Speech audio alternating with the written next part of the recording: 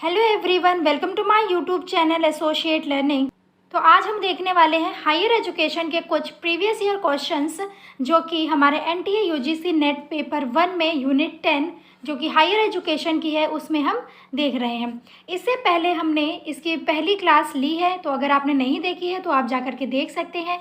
Question के साथ साथ हमारी कंटेंट की वीडियो भी लगातार आ रही है, तो अगर आपने नहीं देखी है तो आप जा कर के चैनल पर चेकआउट कर सकते हैं। जो हमारी क्वेश्चन की सीरीज़ है वो बाईलिंगुअल है, यानी हिंदी और इंग्लिश दोनों में ही क्वेश्चन है, बट जो हमारी कंटेंट की वीडियोज़ है उसमें सिर्फ हिंदी में ही कंटेंट है। थोड़े दिन बाद हम इंग्लिश में भी कंटेंट लाने की कोशिश करेंगे। तो चलिए देखते हैं हम अपनी आज के क्वेश्चंस। क्वेश्चन को शुरू करने से पहले अगर आप चैनल पर नए हैं तो चैनल को सब्सक्राइब करें, बेल आइकन को प्रेस करें। आप हमारे इंस्टाग्राम, टेलीग्राम और व्हाट्सएप से भी ज्वाइन कर सकते हैं। ये सभी क्वेश्चन प्रीवियस ईयर है, तो सभी क्वेश्चन को आप अच्छे से देखिएगा। और कंटेंट पढ़ना बहुत ज़रूरी है यूजीसी नेट पेपर को क्वालिफाई करने के लिए। तो आप जो कंटेंट है उसको भी अच्छे से पढ़िए और साथ ही साथ क्वेश्चन भी करिए, क्योंकि इसमें रिवीजन बहुत ही ज़रूरी है। फर्स्ट क्वेश्चन है हमारा, एनईपी 2020 के अनुसार 4 वर्षीय एकीकृत शिक्षक तैयारी कार्यक्रम की पेशकश के लिए सभी शिक्षक शिक्षा संस्थानों TEIE को बहुविषयक संस्थानों में परिवर्तित करने की आवश्यकता होगी। कब तक होगी? ऑप्शन फर्स्ट है 2030 तक, ऑप्शन सेकेंड 2040 तक, ऑप्शन थर्ड 2025 तक, ऑप्शन फोर्थ 2035 तक। इंग्लिश में क्वेश्चन देख लेते हैं। एज पर NEP 2024 offering a 4-year integrated teacher preparation programme, all the teachers education institutions will be required to convert to multidisciplinary institutions by। तो इसका आंसर क्या हो जाएगा? ऑप्शन फर्स्ट 2030 तक। नेक्स्ट क्वेश्चन है, उन प्राचीन भारतीय विश्वविद्यालयों के नाम ज्ञात कीजिए जिनके नाम NEP 2020 में उल्लेखित हैं। Option A Nalanda, option B Takshashila, option C Mithila, option D Vallabhi या ऑप्शन ई विक्रमशिला। नीचे दिए गए विकल्पों में से सही उत्तर का चयन कीजिए। ऑप्शन फर्स्ट है C, D and E only, option second A, B, C and E only, option third A, B, D and E only या option fourth A, B and D only. तो बताइए, हमें उन प्राचीन भारतीय जो विश्वविद्यालय थे उनके बारे में हमने कंटेंट में हम पढ़ेंगे अभी। ज्ञात कीजिए जिनके नाम NEP 2020 में उल्लेखित किए गए हैं। तो इसका सही आंसर क्या हो जाएगा? ऑप्शन थर्ड, यानी A, B, D and E। Nalanda होगा, तक्षशिला की बात की गई है, वल्लभी की बात की गई है और विक्रमशिला। इसमें मिथिला आंसर नहीं होगा। मिथिला की बात NEP 2020 में उल्लेखित नहीं की गई है। ये इंग्लिश में हमारा क्वेश्चन है। Find out the name of ancient Indian university whose names are mentioned in NEP 2020। Option A Nalanda, option B Takshashila, option C Mithila, option D Vallabhi या ऑप्शन ई विक्रमशिला। तो इसका आंसर क्या हो जाएगा? Option third A, B, D and E, यानी नालंदा, तक्षशिला, वल्लभी और विक्रमशिला। ठीक है। नेक्स्ट क्वेश्चन है, जनवरी 1857 में गवर्नर जनरल और वायसराय लॉर्ड कैनिंग द्वारा पारित निगमन अधिनियम के प्रावधान के तहत निम्नलिखित में से कौन से विश्वविद्यालय स्थापित किए गए थे?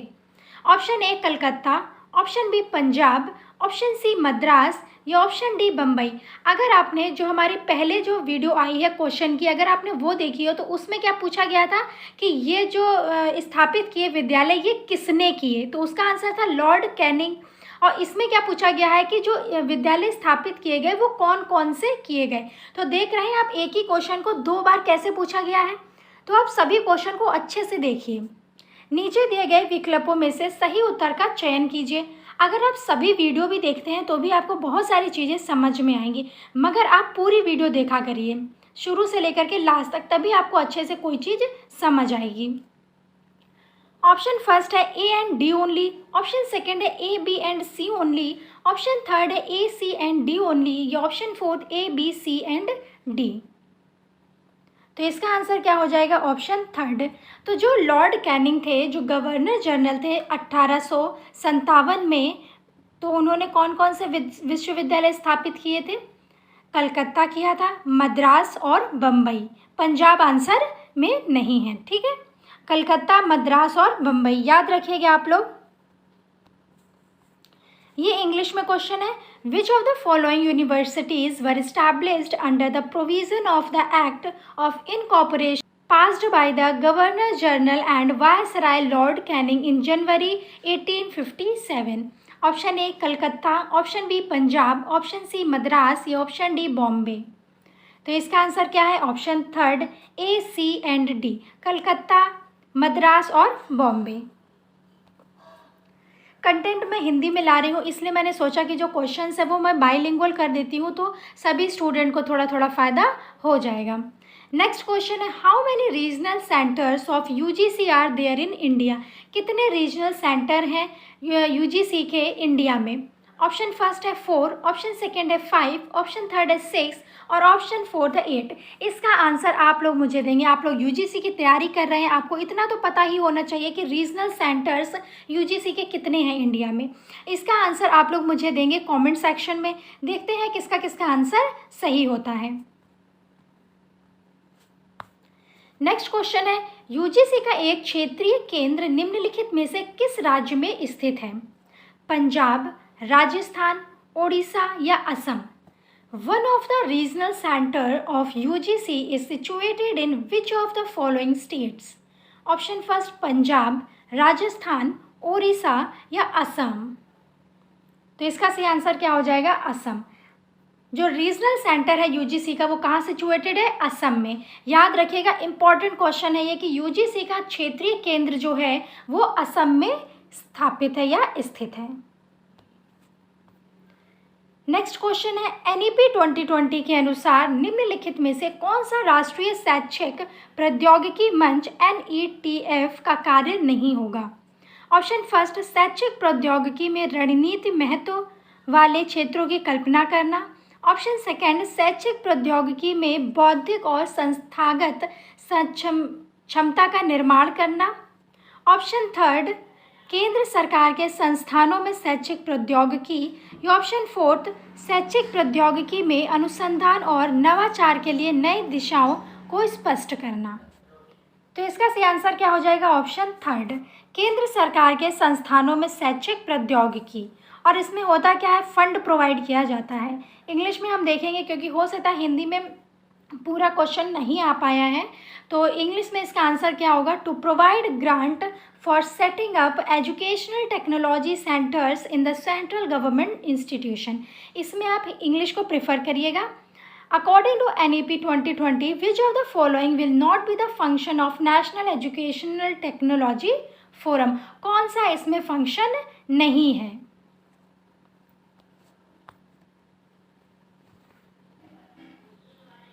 नेक्स्ट क्वेश्चन है, राष्ट्रीय कौशल योग्यता ढांचा NSQF एक योग्यता आधारित ढांचा है जो सभी योग्यताओं को स्तर की एक श्रृंखला के अनुसार व्यवस्थित करता है। ऑप्शन ए ज्ञान, ऑप्शन बी समझ, ऑप्शन सी कौशल, ऑप्शन डी नजरिया या ऑप्शन ई कौशल। इसको इंग्लिश में स्किल और ये क्या है? एप्टीट्यूड।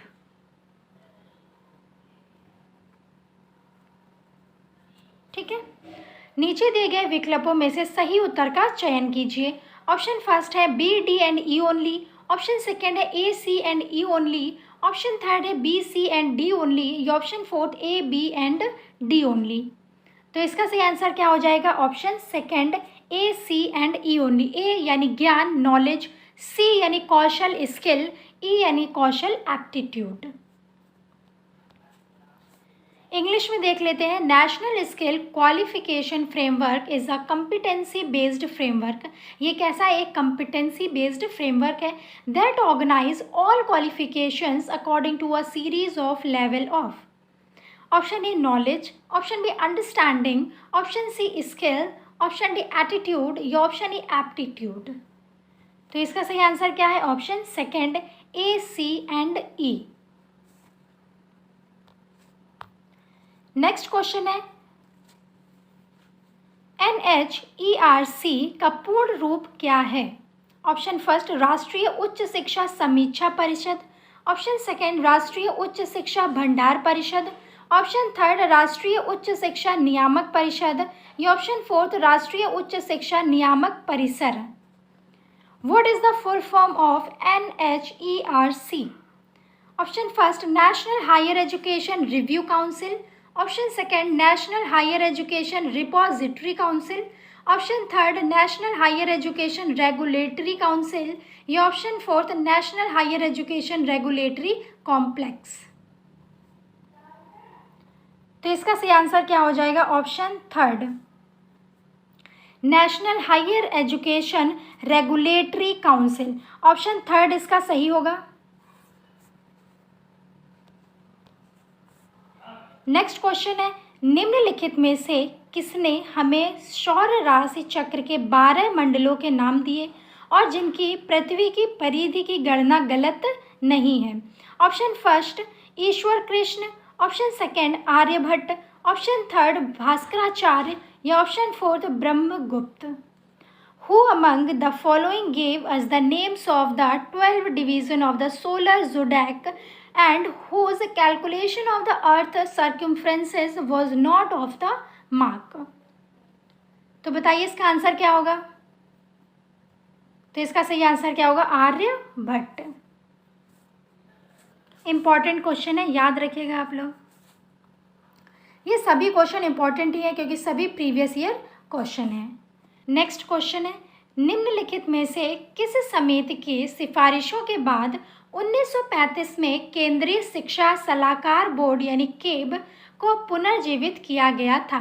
केब के बारे में भी हम आगे पढ़ेंगे अपनी कंटेंट की वीडियो में। ऑप्शन फर्स्ट है SH Wood committee, option second Hartog committee, option third Wood Abbott committee या ऑप्शन फोर्थ सैडलर समिति यानी सैडलर कमेटी। ये इसमें गलत लिखा है लकड़ी, ये आप इसमें देख लीजिएगा इंग्लिश में वुड अबूट कमेटी है। Following the recommendation of which of the following committee the Central Advisory Board of Education CABE was revived in 1935? SH Wood committee, Hartog committee, Wood Abbott committee या Sadler committee? तो इसका सही answer क्या हो जाएगा? Option second Hartog committee. ठीक है,